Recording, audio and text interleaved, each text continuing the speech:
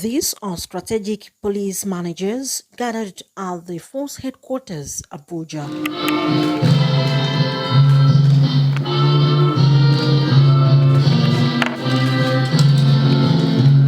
The acting Inspector General of Police, Kayode Adeolu Egbetokun, met with strategic police managers and the media to highlight policies, breakthroughs, achievements of the Nigeria Police Force in the last 5 weeks. In the past 5 weeks, our committed officers have demonstrated relentless determination in upholding law and order through meticulously planned and well-coordinated operations driven by actionable intelligence.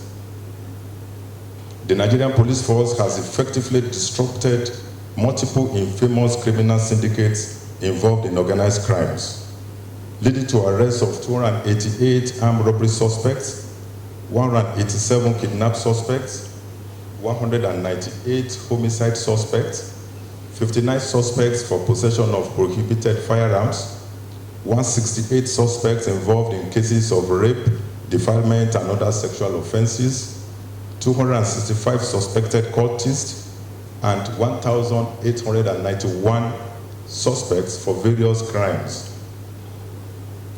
A total of 127 firearms of different calibers, 612 assorted ammunition, and 89 stolen vehicles were recovered nationwide, while 71 kidnapped victims were rescued on hot and subsequently reunited with their families and loved ones within the same period of 5 weeks.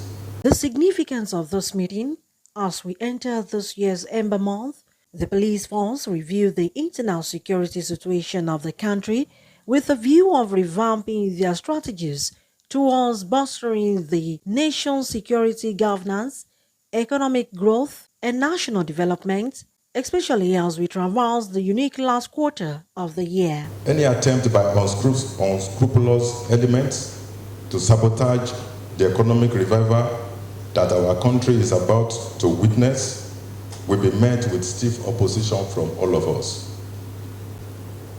Consequently, all command commissioners of police and other tactical commanders are hereby directed to ensure adequate security is placed and sustained in their areas of responsibilities.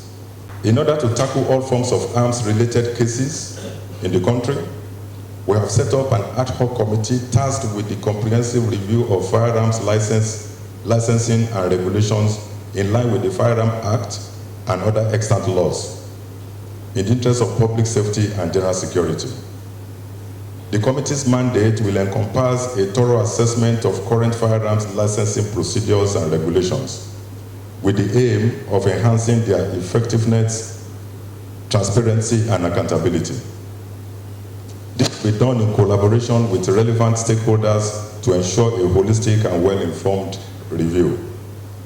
On this note, all individuals involved in the wrongful possession of arms and light weapons are hereby warned to submit such illegally possessed weapons to the police at the police station nearest to them. This will attract no sanction. All state commissioners of police and supervising assistant inspectors general of police in charge of zonal commands, as well as tactical commanders, are by this announcement mandated to immediately commence a total clampdown on the illegal fabrications, sales, possession, and use of prohibited firearms in the country. All Nigerians are hereby urged to report all suspicious firearms-related activities to their local police stations. The acting Inspector General of Police said the meeting will also avail them the opportunity to enumerate some of the operational plans towards policing the off-season gubernatorial elections, which will be held concurrently in Bayelsa, Imo, and Kogi states in November. This meeting is significant as we enter this year's Ember Month, and it will spur us to review the internal security situation of the country with a view to revamping our strategies towards bolstering the nation's security governance, economic growth, and national development, especially as we traverse the unique last quarter of the year. The meeting will also avail us the opportunity to enumerate some of our operational plans towards policing the off-season gubernatorial election, which will be held concurrently in Bayelsa, Imo, and Kogi states in November of this year. The internal security situation of the country over the last 1 month has been relatively calm despite the threats of political and socio-economic instability that greeted the removal of fuel subsidy and post-election tribunals across the country. Olaimi Eson, First by TV.